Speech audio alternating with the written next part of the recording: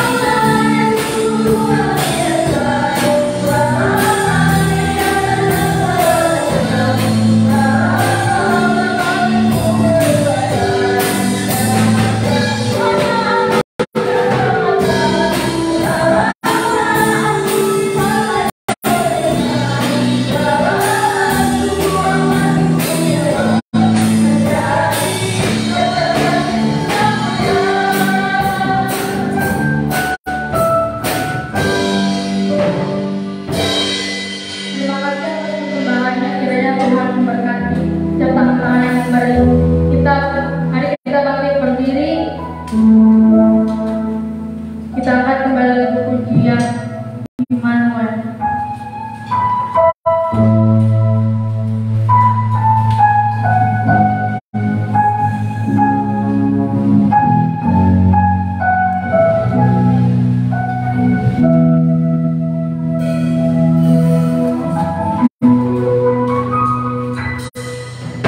Bapa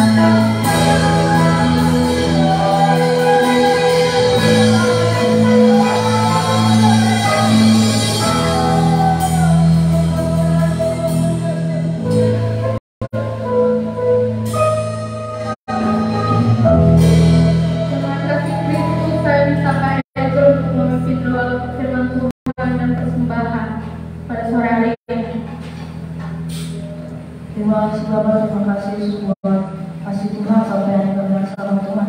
Bahwa menjadikan kami Tuhan anak-anak bagi Tuhan. Di mana Tuhan di tengah-tengah dunia ini Bapa berikan terang Bapa.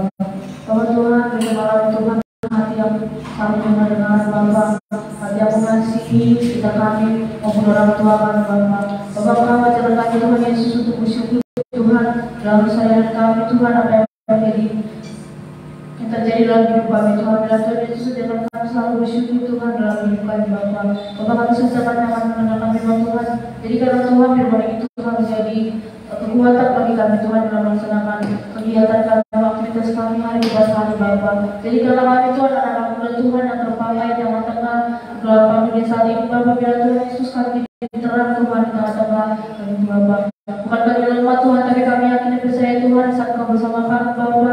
Bahwa ada Tuhan Yesus memberikan kami kuasa Bapa, bukan kami jadi lemah Bapa.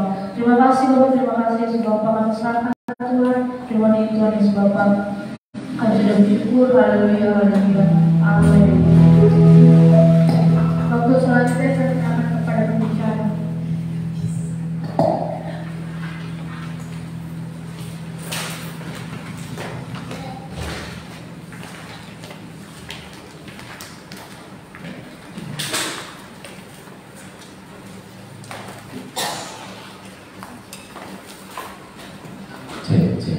Puji nama Tuhan, haleluya. Kita merasakan satu kehidupan penyembahan yang luar biasa. Penyembahan adalah sebuah pintu gerbang untuk masuk di dalam hadiratnya Tuhan. Hadirat Tuhan gak dirasakan di gereja aja, tapi hadirat Tuhan harus dirasakan kemana aja kita pergi. Amin. Jadi kalau kita bisa nyembah enak di gereja, itu jadi sebuah bekal, dibawa terus kemana aja. Kalau kita nih berjalan di dalam hadiratnya Tuhan, bukan ngada-ngada ya, tapi satu kehidupan yang akan menjadi luar biasa. Apalagi masih anak muda. Wow, anak muda sedang tinggal dalam hadirat Tuhan, itu luar biasa keren, luar biasa keren. Biasa nyembah, biasa ingat Tuhan, biasa memuji, menyembah Tuhan. Memuji jadi modal buat kita.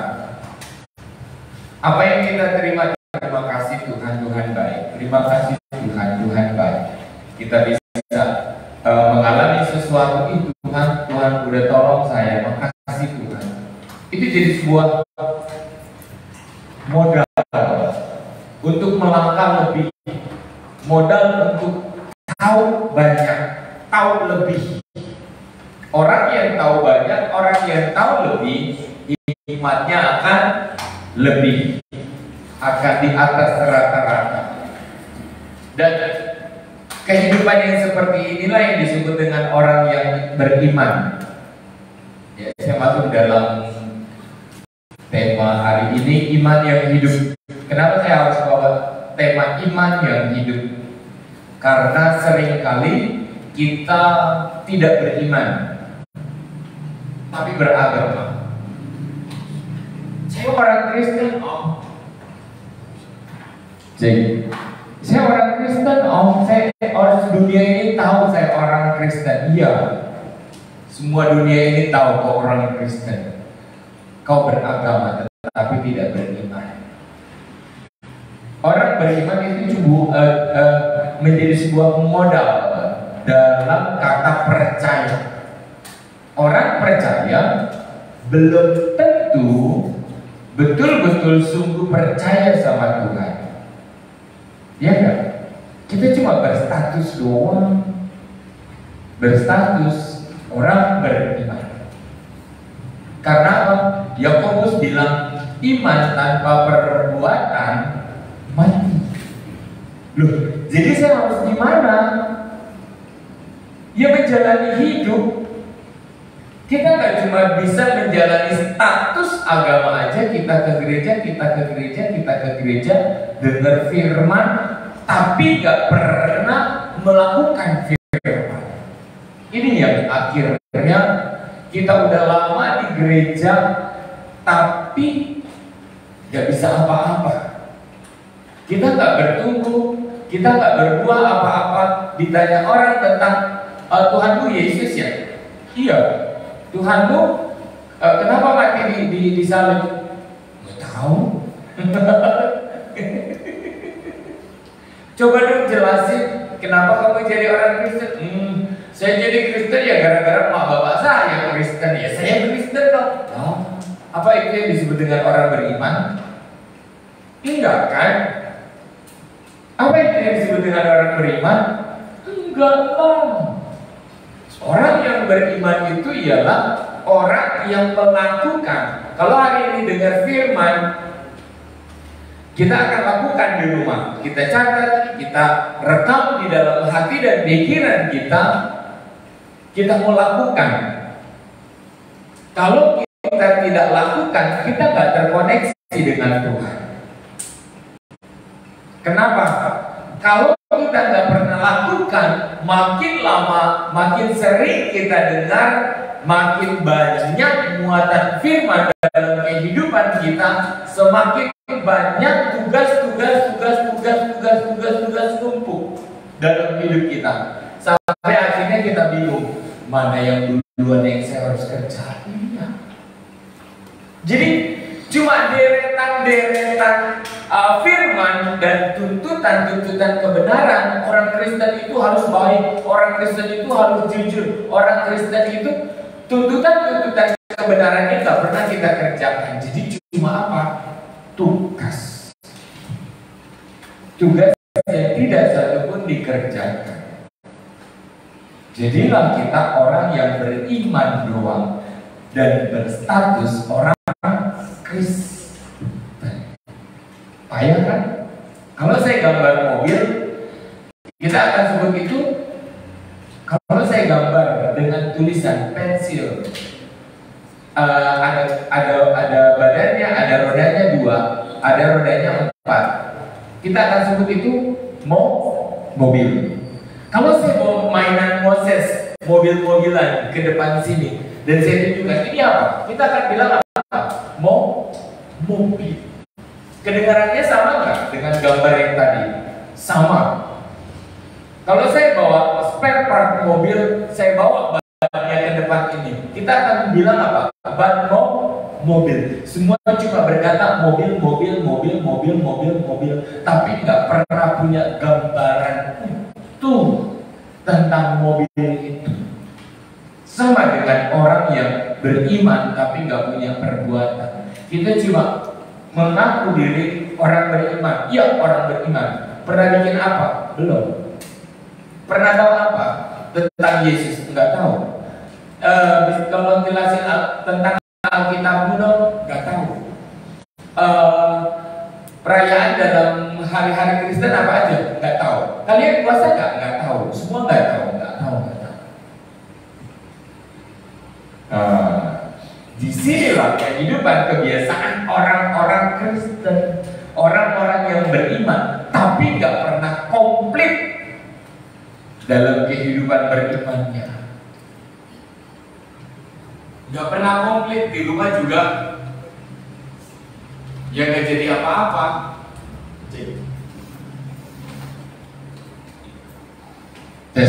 Padahal Tuhan bilang kita jadi kepala dan bukan ekor.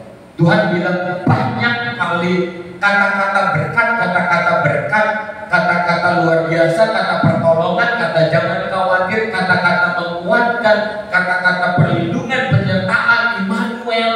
Tapi kita takut. Ngapa-ngapain pun takut. Mau sekolah takut. Mau nanti praktek takut. Mau coba ini takut, mau kerja takut, ini pun takut, dan segala macam takut. Kapan kita uji Tuhan? Ya kan? Kapan kita uji Tuhan kalau segala sesuatu kita takut? Kita buka dulu Ibrani 11 ayat 1.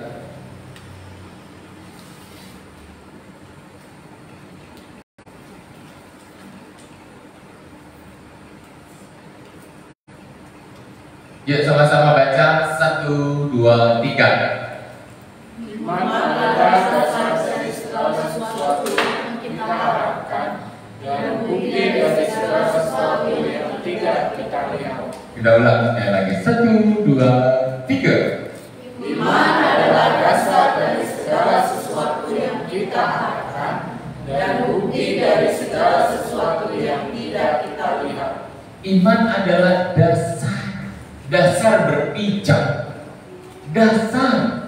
Kalau kita ini udah benar, kita ini udah benar, tapi harus dilakukan nggak untuk menjadi orang benar-benar benar? Harus dilakukan. Jadi nggak cukup dengan stempel orang Kristen. Kalau kita jadi orang Kristen tanpa perbuatan, inilah yang akhirnya kita menjadi orang yang nggak tahu apa-apa, orang yang munafik. Kita distempel orang benar, orang diselamatkan, orang yang benar, orang yang punya berkat, orang yang diselamatkan, pewaris surga, tapi nggak pernah buat apa-apa. Akhirnya kita jadi orang-orang munafik. Karena apa? Terlalu banyak tugas tadi yang saya bilang tadi, tuntutan firman, tuntutan kita nggak pernah lakukan, nggak berani. Mau sekolah takut, mau tanya guru takut, mau berteman takut, nanti saya dibully, nanti saya dilukai, nanti saya kecewa, takut. Bayangkan saudara, kalau kejadian ini terjadi dengan Yusuf. Bayangkan kekecewaan demi kekecewaan yang dialami Yusuf. Dia dijual oleh saudara-saudaranya. Dia ngomong sesuatu tentang mimpi yang luar biasa. Ini iman Yusuf. Saya dapat mimpi, katanya. Dalam mimpi itu berkas gandum saya ada di tengah dan berkas gandum yang lain tunduk kepada saya. Wow, orang saudara-saudaranya dengar luar biasa nih orang. Itu mimpinya, itu imannya. Oke? Iman dan mimpi dari Yusuf. Oke? Berkas-berkasnya dia menjadi yang utama, dia menjadi center. Dia yang menjadi unggul. Dia yang lebih utama di tengah-tengah di antara berkas-berkas yang lain. Berkas yang lain bilang, wow, ini orang sombong banget ya. Udah anak paling kecil, sombong lagi, ngomongnya sembarang lagi. Yuk, kita hancurin yuk, katanya. Sampai akhirnya dia dijual. Bayangkan ketika Yusuf dikecewakan, bayangkan Yusuf ketika dia dijual, ketika dia dijual jadi budak, dibawa ke Mesir dan segala macam proses hidupnya, dia kecewa, marah. Awas ya saudara-saudara gue, entar ya. Bayangkan kalau dia takut menghadapi kehidupan ini, gak akan jadi Perdana Menteri kan? Sebab dalam kehidupan ini kita harus berproses, kita harus maju. Kita ini harus coba. Jangan pernah gak berani nyoba, kita harus nyoba. Terus dan terus, apapun konsekuensinya, ya menangis aja. Kecewa gak apa-apa, kok ada Tuhan yang membeban. Tapi yang menjadi masalah, jangan sampai kita ini gak ngelakuin apa-apa. Ngerti gak? Kita ini kayak kalau gak berani ngapa-ngapain, katakanlah kita ini mobil mahal, tapi cuma sebuah mobil mahal yang dipajang di showroom. Di showroom kaca yang hanya dipandang orang indah. tapi nggak punya fungsi apa-apa. Lebih bagus mana? Mobil yang keluar dari showroom dan punya manfaat. Kita bawa orang ke gereja, kita bawa orang, melayani orang, atau sebuah ambulans yang dinaiki oleh orang sakit, yang dinaiki mungkin orang kecelakaan di jalan, berlumuran darah, dinaiki mobil itu, mobil ambulans, dalamnya kotor, bau amis dan segala macam, tapi punya fungsi. Ketimbang sebuah mobil bagus yang hanya dipajang di showroom dan terlihat indah. Kira-kira dia di mana? Mobil yang dipajang atau mobil yang dipakai dan berguna bagi orang-orang. Bisa saja yang naik orang tua yang udah tua lagi sakit, di dalamnya muntah. Wah,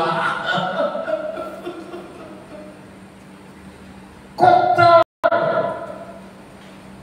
Yang tadinya wangi jadi bau. Atau ada kita dipakai jadi angkutan di mana orang naik dengan sepatu kotor dan menginjak-injak. Bagian kabin mobil, bagian dalam mobil, karpetnya kotor dan segala macam. Atau sebuah mobil mewah yang dipajang di showroom dan gak pernah dipakai. Pilih mana? Pilih kecewa, pilih takut, pilih sakit, pilih segala macam akibat dari proses hidup. Atau enggak, saya nggak mau mengalami kecewa, enggak, saya nggak mau mengalami putus patah hati, saya nggak mau mengalami pusing, saya nggak mau mengalami sakit, saya nggak mau mengalami menderita. Kira-kira pilih yang mana? Ayo, kita yang pilih. Kita yang harus dengan sadar mau menjalani proses kehidupan ini untuk apa? Untuk dari dasar mimpi yang tadi kita jadikan sesuatu yang kita harapkan. Dikatakan apa? Iman adalah dasar pijakan dari segala sesuatu yang kita harapkan. Yusuf mengharapkan dirinya menjadi pemimpin di antara saudaranya. Saudara berharap apa mimpi? Sebutkan. Gak boleh gak punya mimpi. Gak boleh gak punya mimpi. Kenapa gak boleh? Kalau saudara gak punya mimpi, kalau saudara adik-adik pemuda remaja dan semua yang dengar firman ini akan dipakai orang untuk menggenapi mimpi. Kita cuma mesuruh. Kalau kita nggak punya mimpi, kalau kita nggak punya tujuan, kita akan dipakai oleh orang lain untuk membawa orang itu sampai ke tujuannya. Ngerti nggak maksud saya? Kita tuh cuma alat buat orang lain, dimanfaatin. Kenapa? Gak punya tujuan kan? Kenapa banyak orang dibayar dengan harga murah, jadi karyawan dan dia dibayar murah? Mau? Kenapa? Gak punya tujuan, nilainya rendah. Kenapa ada karyawan yang bisa dibayar mahal, tetapi ada karyawan yang bisa dibayar murah? Orang-orang yang karyawan yang dibayar murah adalah orang-orang yang gak punya mimpi. Makanya, yaudah deh, gak apa-apa deh, daripada saya lapar gak punya makanan, gak apa-apa saya kerja ya Pak. Tapi buat orang yang punya mimpi, dasar mimpi, keinginan saya mau seperti ini, Tuhan tolong saya. Dia akan memanage waktunya 1 kali 24 jam seefisien mungkin untuk memasukkan informasi di dalam kepalanya. Ya enggak? Bagaimana menyatukan informasi dengan sekolah, dengan kursus, dengan pergaulan, dengan berbicara dengan orang-orang yang hebat. 1 kali 24 jam akan di-manage. Kita mau jadi apa? Latihan. Kalau kita nggak melakukan dari dasar yang kita inginkan, ya kita nggak akan pernah nyampe. Seperti mobil tadi yang saya katakan, mobil itu nggak cukup dengan kata gambar, siap, habis itu kasih roda teong, kasih jalanan. Apakah ini saudara? Mobil. Cuma garis dan garis, sama seperti iman yang. Tapi ternyata untuk sebuah mobil dengan merek Rolls Royce yang berharga miliaran, ada 1,2, 1,8, ada 2 miliar. Banyak sekali aksesoris yang dilengkapi untuk dijual mahal. Sama dengan kita, pemikiran-pemikiran yang unik, yang orang lain gak punya tapi ada di kita. Semua cara kerja yang unik dan telaten tetapi ada di kita. Sebuah integritas yang luar biasa, yang bos-bos bisa lihat dan ada di kita. Yang terus kita rajin 1 kali 24 jam, 1 kali 24 jam, sampai orang bisa lihat kita. Seperti Raja Mesir melihat Yusuf, wow, ini orang luar biasa, punya hikmat. Saya angkat dia dan saya jadikan dia. Oke? Ini bentuk iman yang hidup. Jadi iman itu gak cuma datang gereja, udah, ya sudah. Kamu udah gereja, udah berdoa, udah. Pergumulanmu apa? Enggak ada, semua baik. Menang-menang semua baik, semua oke, ya udah dong. Baca bukumu, enggak usah, enggak ada tugas. Enggak ada tugas, ya udah. Hei, bisa nggak minta yang kemarin itu balik? Gak bisa. Gak bisa. Hari yang kemarin, detik yang kita lewati pun nggak bisa. Itu yang menjadi kerugian kita. Jangan lupa besok belum tentu ada. Semuanya itu cuma gara-gara Tuhan masih kasih kemurahan buat kita. Bangun pagi Tuhan, saya masih melek Tuhan, makasih Tuhan. Saya kalau bangun pagi melek, makasih Tuhan, hari ini saya masih hidup. Ada 1 kali 24 jam saya utang sama Tuhan. Tuhan, saya harus kelola 1 hari ini dengan seefisien mungkin, sebesar mungkin untuk mendatangkan income, sebesar mungkin untuk memasukkan informasi dalam hati dan pikiran, bergumul dengan Tuhan. Oke? 1 kali 24 jam tolong dihargai. Jangan dibilang sama mama, nak belajar kau nak, besok hari Minggu kok mak, aku mau nangkat supaya semua itu. Kalau bermutu silakan, kalau itu untuk merefresh silakan, kalau itu untuk mendekatkan hatimu dan pikiranmu kepada Tuhan silakan. Hidup ini pilihan. Kenapa?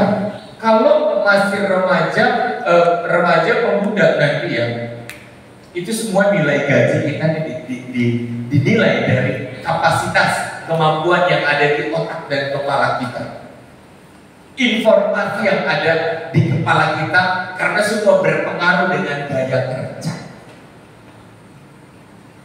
berpengaruh dengan hasil yang akan kita kerjakan. Informasi yang masuk dalam hati dan pikiranmu, kalau satu firman aja masuk dan merema dalam hati kita, kata firman Tuhan gini, apapun yang engkau temukan di hadapanmu, lakukan dengan sepenuh hati, seperti untuk Tuhan dan bukan untuk manusia. 1 kalimat ini pikiran kita jadi orang lupa. Gak percaya? Karena apa? Banyak bagi firman itu dicuri sama iblis dan kita lupa firman. Itu satu firman yang dahsyat untuk mengefisienkan 1 kali 24 jam. Karena apa? Dengan ngerti firman Tuhan, oh iya ini tugas saya ya, lakukan. Oh ini kerjaan saya ya, gak usah disuruh, gak bilang entar. Bahkan sebelum disuruh kita udah kerja. Kehidupan kebiasaan di rumah dengan orang tua dan adik kakak ini menjadi sebuah rajutan yang luar biasa ketika kita keluar dari rumah dan bekerja. Ketika kita bekerja dengan orang lain, kita nggak lagi fight dengan orang lain, berantem dengan orang lain. Tapi apa? Kita jadikan kehidupan dalam pekerjaan seperti di rumah. Oh iya itu adik saya, oh itu kakak saya, oh itu orang muda, orang tua saya, senior. Kita anggap orang tua bukan sebagai musuh dan menjadi berkompetisi di sebuah pekerjaan yang akhirnya bikin sakit hati. Ya enggak? Di rumah tangga, nah cuci piring, gak mau bang, capek. Gak mau mah, tangannya gatelan. Gak mau mah, nanti tanganku gatel. Nah, sapu itu halangan, gak gatel, gak mau mah, nanti tanganku kasar. Hei, itu baru awal. Awal dari mana? Dari iman. Pekerjaan yang dihadapkan di hadapanmu adalah awal dari iman. Kau jadi apa nanti? Oke? Jangan anggap rendah. Di rumah itu kita disuruh, kita tolak.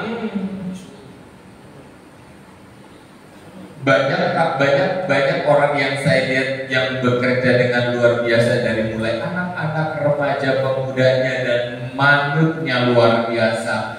Tapi setelah masuk dalam dunia kerja, wow, gaji yang luar biasa, dihargai dengan nilai yang luar biasa.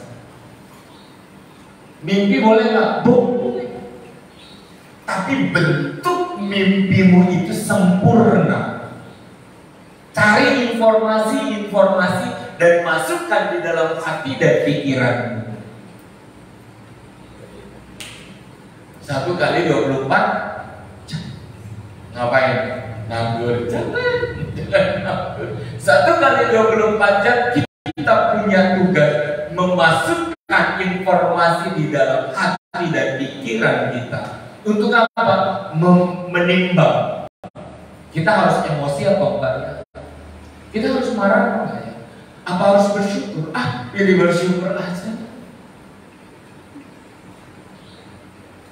Kalau orang yang punya kekurangan informasi, kerjanya marah-marah. Untuk apa? Menutupi kekurangan.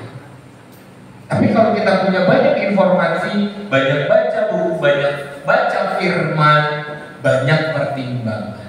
Inilah yang disebut dengan iman adalah dasar dari segala sesuatu yang diharapkan.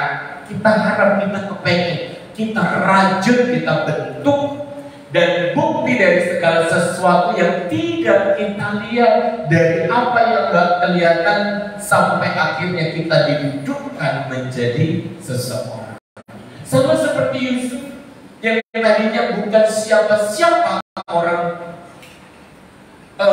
cuma anak kecil yang punya mimpi, tetapi dia merajut terus dan merajut terus, anti kecewa, anti patah hati, anti gores, anti luka dan segala macam. Dia dijatuhkan, dia terpuruk, bangkit lagi, dia kecewa, lupakan kecewa, nangis, boleh hapus air mata, bangkit lagi. Sampai ketika dia jadi dan dihadapkan dengan saudara-saudaranya, dia nggak balas dendam. Kenapa nggak balas dendam? dalam hatinya banyak firman. Tapi apa? Yang timbul dalam pikirannya, ini adalah pekerjaan Tuhan. Untuk apa? Memelihara saudara-saudaraku. Kenapa? Saudaranya dari jauh datang minta berkat. Bayangkan kalau Yusuf kurang pengetahuan, dia mungkin akan calling, tolong hancurkan itu, saya mau balas dendam sama dia. Jadi kehancuran apa? Kebaikan? Kehancuran, pertempuran, tumpah darah. Biarin saya aja yang tumpah darah, kata Yusuf. Biar saya yang luka, biar saya yang hancur.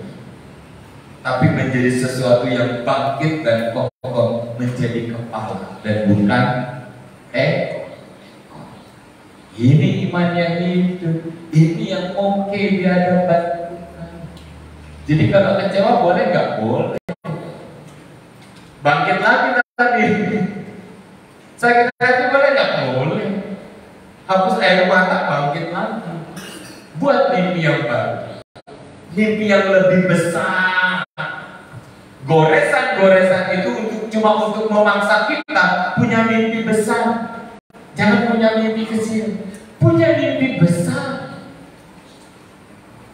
Setara siapa saja boleh. Setara Elon Musk boleh. Setara siapa?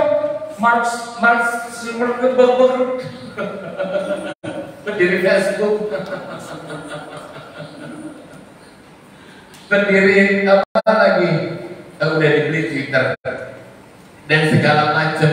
Orang-orang hebat punya mimpi loh.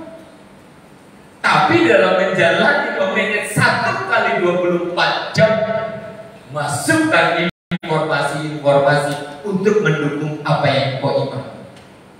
Oke? Jangan berjam-jam, 2 jam, 3 jam scroll, tapi nggak dapat apa-apa. Jangan. 1 kali 24 jam itu siapapun manusia yang ada di dunia ini nggak pernah bisa bayar 1 kali 24 jam yang diberikan sama Tuhan. Gak bisa. Gak ada yang mampu. Jadi kalau kita punya 1 kali 24 jam, tolong dihargai. Amin. Tolong dihargai betul-betul. Yap. Yohanes 12 ayat 24.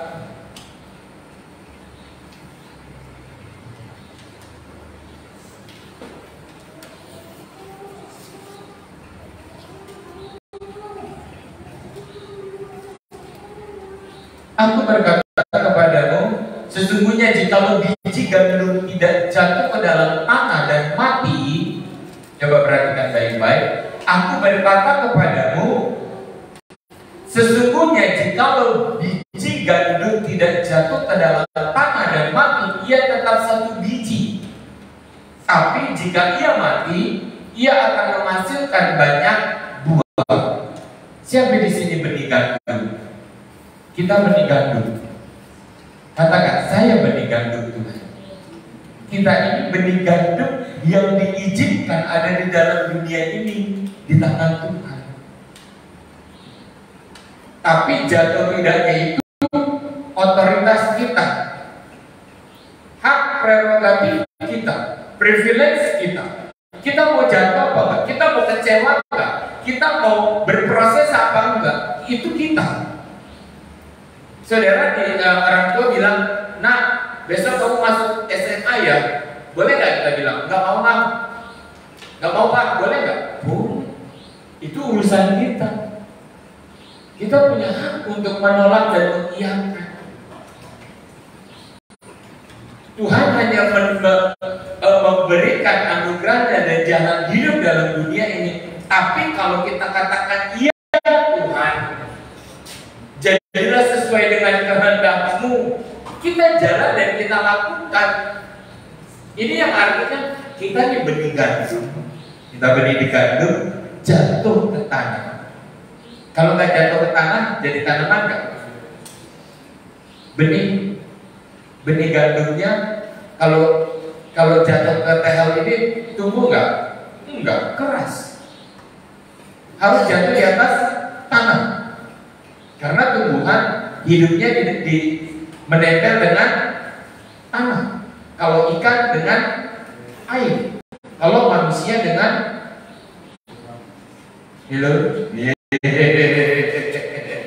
tanaman akan hidup ketika dia jatuh ke dalam tanah.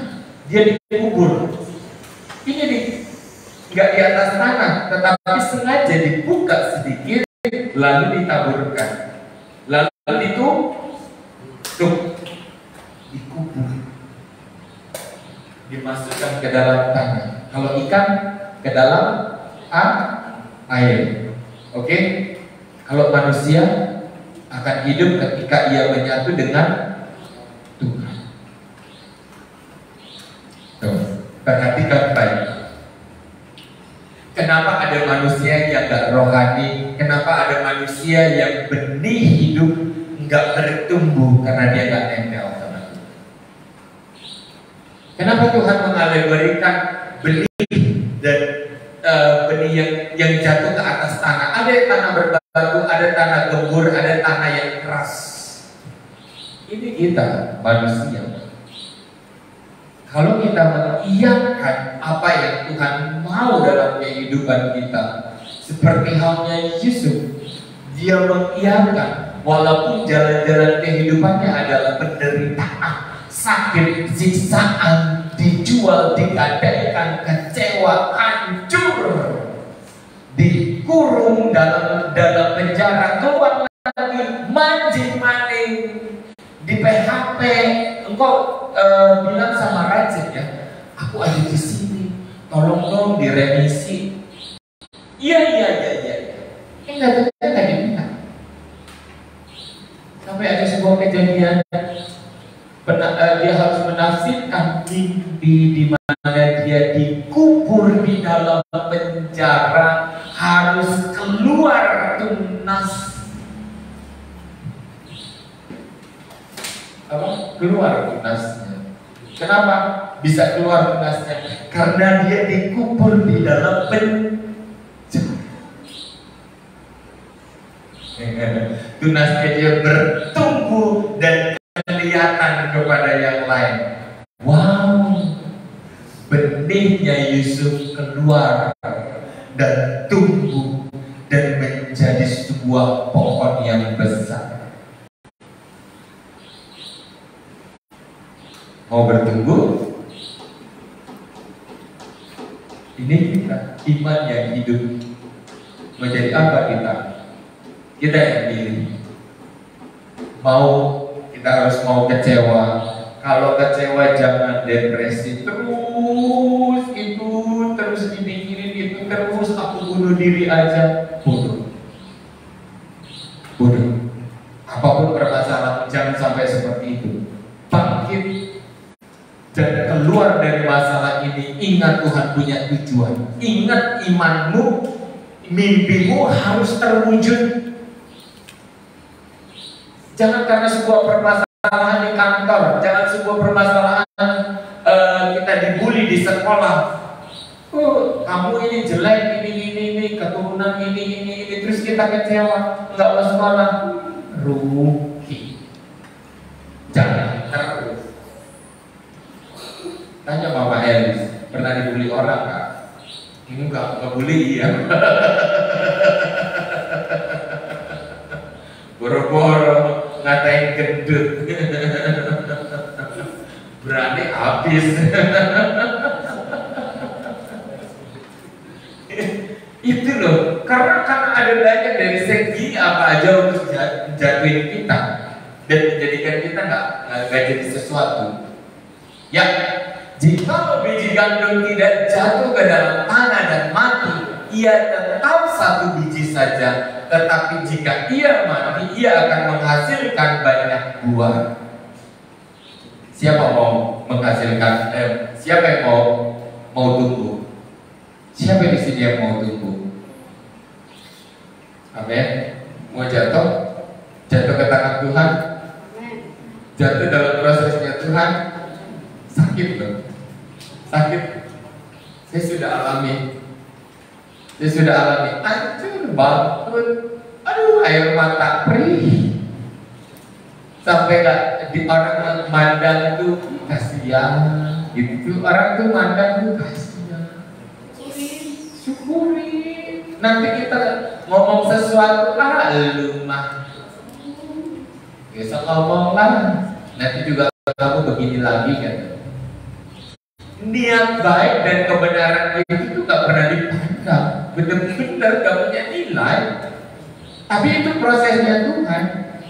Mau gak? Jawab sendiri sama Tuhan hari ini. Mau gak? Mau gak dibentuk Tuhan? Percaya deh. Itu tuh cuma caranya Tuhan. Perlindungan, penyertaan itu dia katakan jaminan dari Tuhan.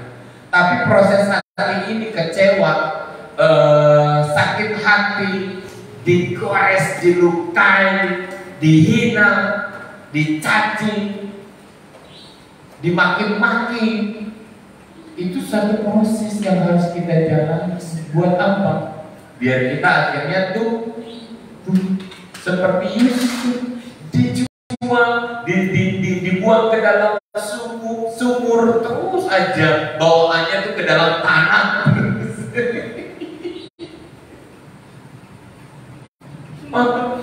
Bawaannya dia tuh dibuang terus, ditolak terus, penolakan terus, sampai akhirnya hatinya itu menjadi sebuah hati yang teguh anti gores. Bukan hatinya dan kecewanya yang dikedepankan, tapi hikmat penyertaan Tuhan. Selalu terima kasih Tuhan. Diapain pun terima kasih Tuhan. Terima kasih Tuhan. Terima kasih. Proses dalam keluarga pun sama. Kekecewaan demi kekecewaan, kita cuma bisa bilang apa? Terima kasih Tuhan. Kalau nggak bisa bilang terima kasih Tuhan, konsekuensinya kita nggak tumbuh. Kita nggak jadi apa-apa. Tunas yang luar biasa, tapi nggak menghasilkan apa-apa. Ingat 1 kali 24 jam. Tolong perhatikan. Amin. Setiap manusia punya waktu 1 kali 24 jam. Tapi bagaimana cara memanage 1 kali 24 jam ini kita pakai dengan luar biasa. Masukkan informasi yang baik, mencintai Tuhan, mengasihi Tuhan, melayani Tuhan. Kalau kita disuruh di rumah, bilang iya Pak, iya Pak. Oke? Jangan bantah. Bantah itu satu sifat dari si iblis. Bantah itu sifat dari iblis. Itu dibuang. Tapi penundukan diri adalah kehendak Tuhan. Ya.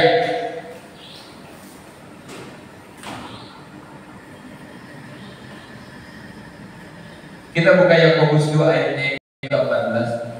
Gak bisa ya?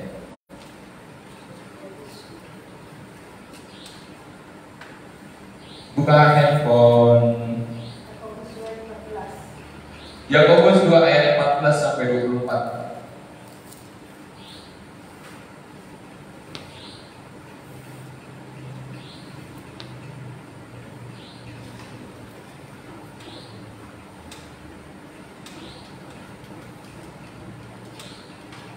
Saya bacakan ya. Beruntung deh dari Hose. Bisa?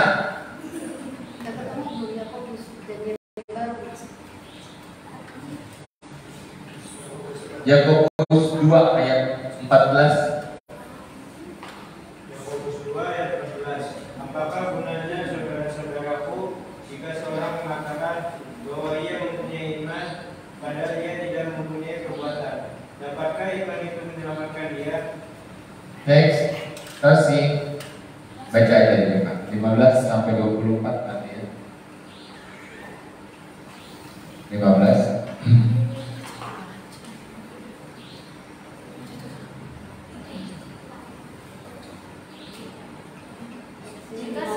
Jika seorang saudara atau saudari tidak mempunyai pakaian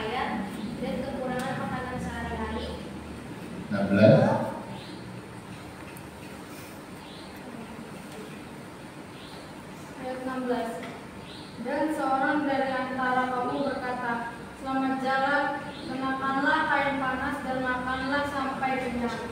Tetapi ia tidak memberikan kepadanya apa yang perlu bagi tubuhnya. Apakah gunanya itu? Ini hal apa? Hal memberi, hal menolong, hal care sama orang lain, punya simpati, punya empati. Kalau dari ini cuma masalah kecil loh. Kalau kita punya pakaian itu artinya nggak usah beli.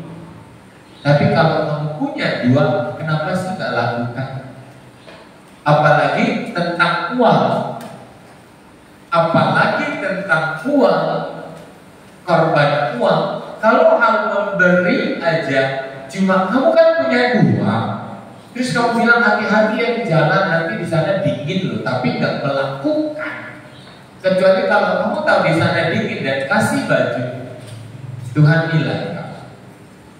Ini kata Tuhan, aku menilai perkataan dan perbuatan,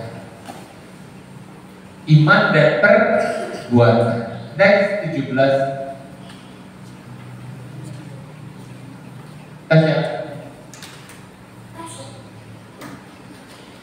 Demikian juga halnya dengan iman. Jika iman itu tidak disertai perbuatan, maka iman itu pada hakikatnya adalah mati. Iman tanpa perbuatan hakikatnya nol. Status kita orang percaya, status kita orang kenal Tuhan, tapi nggak bisa memberkati orang lain. Cuma status dulu. Omongan doa orang beriman. Dan kita juga nggak bertumbuh. Siapa di sini yang suka memberi, menolong temannya? Siapa di sini yang suka kasih uangnya? Siapa yang di sini suka temannya nggak punya pensil kasih pensil, atau temannya nggak punya pulpen sekedar minjem?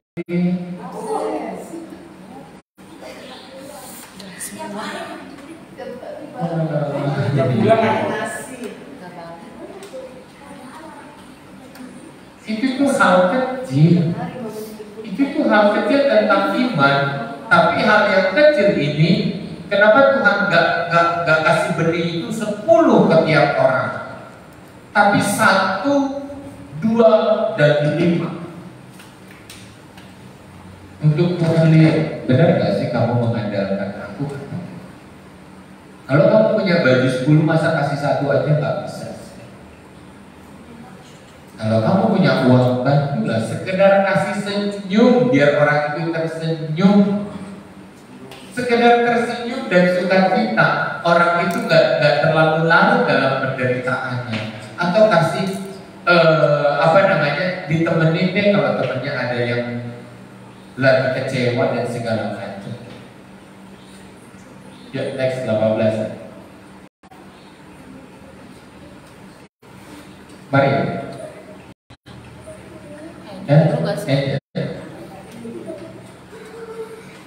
Tapi mungkin ada orang berkata, padamu ada iman dan padaku ada perbuatan. Aku akan menjawab, tunjukkanlah kepadaku imanmu itu apa perbuatan, dan aku menunjukkan kepadamu imanku dari perbuatan-perbuatanku. Next 19. Engkau percaya bahwa hanya ada satu Allah saja, itu baik. Tetapi setan-setan pun juga percaya akan hal itu dan mereka binatang. Amin. 20. Silakan. Ayat 20. Hai manusia yang bebal, maukah engkau mengakui sekarang bahwa iman tanpa perbuatan adalah iman yang kosong?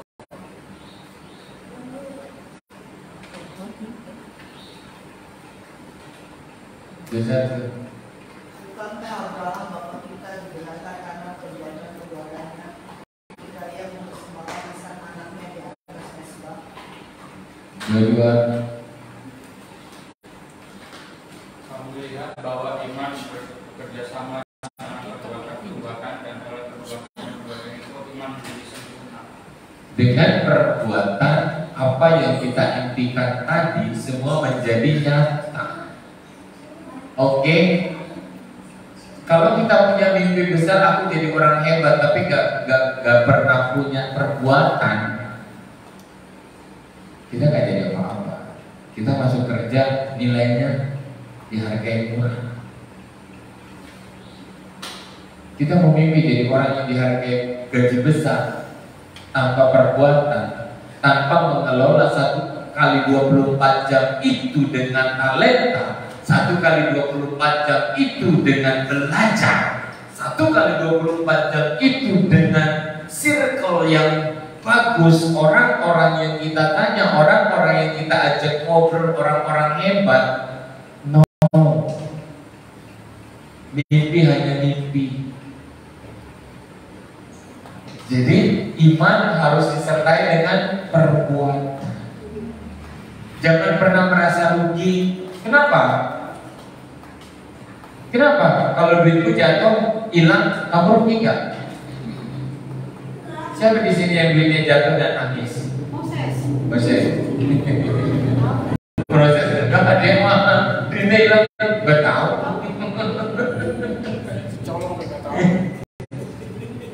Siapa di sini yang kalau kehilangan nangis? Emang itu kamu punya Tuhan? Ada nggak sesuatu yang kita bisa hasilkan di dunia ini? Kalau itu cuma pemberian semuanya. Kamu punya gaji juga cuma pemberian dari bosmu. Kalau nggak dipakai kerja juga kamu nggak gaji. Kita punya uang jajan juga karena dikasih mama papa. Ya enggak? Itu juga karena pemeliharaan Tuhan terhadapmu diberikan ke emak bapak kita. Sebenarnya kita punya apa-apa kan? Yang punya rumah juga sebenarnya kita nggak punya apa-apa. Itu cuma titipan Tuhan aja untuk mensejahterakan, memelihara, bukti pemeliharaan Tuhan doang. Iya kan? Apa yang bisa dihasilkan sampai orang yang punya uang miliaran juga itu cuma bukti aja dari proses keteguhannya, kegigihannya di dalam bekerja dan berpikir dia menjadi orang terkaya. Sebenarnya miliknya enggak. Itu cuma bukti dari kegigihan dan keteguhannya. Semuanya cuma titipan daripada Tuhan. Sampai akhirnya ujung-ujungnya no. Yang dinilai oleh Tuhan adalah karakter, bukan kepemilikan. Kepemilikan itu cuma bukti dunia. Oke? Jadi belajar dari anak-anak muda yang mendengar firman ini, tolong jangan pelit, belajar berbagi. Kalau kurang yang dibagi, belajar kerja lebih banyak. Kalau kurang yang dikasih, belajar kerja lagi lebih banyak gimana cara mendapat uang. Jangan menahan apa yang keluar, tapi perlebar berkat untuk masuk. Oke? Jangan buka income dari orang tua aja. Ya udah mandek segitu, jangan. Cari. Umur berapa aja boleh kok dagang. Teman-teman saya dulu waktu di SMP pinter banget. Teman tuh udah nawarin ini cetakan, bikin kartu nama, gambarnya lucu-lucu. Yang untuk cowok ditawarin yang robot, yang untuk cewek ditawarin gambar bunga, boneka dan ini orang kok pinter ya. SMP loh. Gak menutup hal apapun itu, tapi tolong di manage di kepala. Kalau kamu mau memberi banyak, kelola income yang lebih banyak. Jangan keluarnya yang ditutup, tapi pintu masuknya yang diperlebar. Oke? Sepakat ya? Karena ketika pintu itu lebar dan kita punya banyak amunisi, perbuatannya akan lebih banyak. Hapus kata pelit, hapus. Tapi mulai melayani banyak orang, mengasihi banyak orang. Segala hal yang kita mampu kerjakan adalah semua untuk Tuhan. Saya undang pemain musik. Segala hal yang kita kerjakan untuk Tuhan. Kaulah segalanya di dalam hidupku, kerajaanku, kebesaranku itu bagianku, Kaulah yang kupandang di dalam hidupku, mengasihimu, memuliakanmu. Wow. Ketika kita punya banyak amunisi, apa aja yang mau kita kerjakan bebas. Ketika kita bisa melakukan sesuatu, siapa yang sejujurnya senang? Tolong dijawab. Ketika kita berbuat sesuatu, siapa yang sejujurnya senang? Tuhan. Disenangkan. Makhluk mana sih yang bisa nyenangin Tuhan? Gak ada kecuali manusia. Kita bisa nyenangin Tuhan, bukan cuma menyenangkan orang tua. Kalau kita baik aja, orang tua kita udah luar biasa sukacita. Belajarlah senangkan Tuhan. Kita punya pikiran, kita punya hati, sense, perasaan. Kita punya rasa, energi kita banyak, dan kita mampu menampung itu. Kita mau berbuat bagi Tuhan. Mari berkomitmen. Oh Bapak yang terkasih, Bapa yang mengasihi, kuasa memulihkanku, hati yang baru, hati yang baru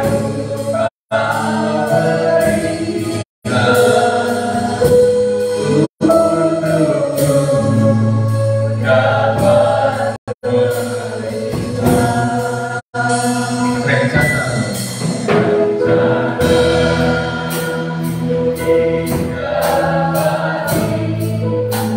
hayati lagu ini dengan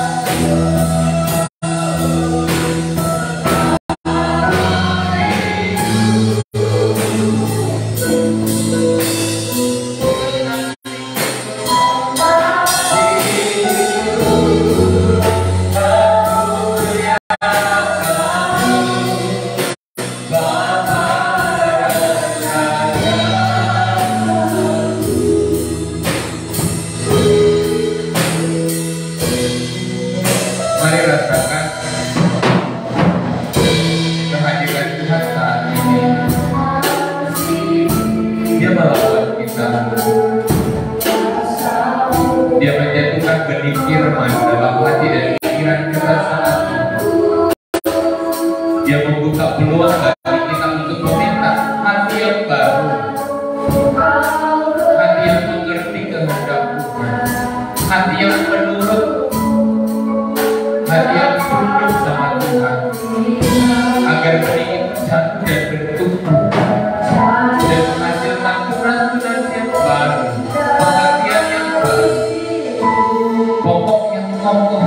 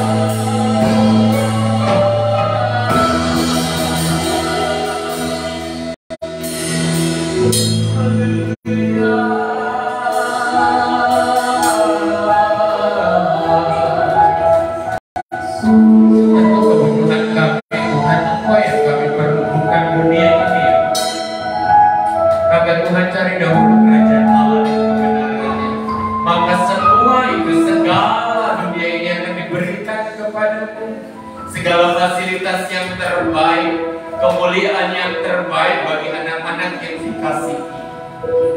Saudaraku, patahkan siasat iblis atas hidupmu.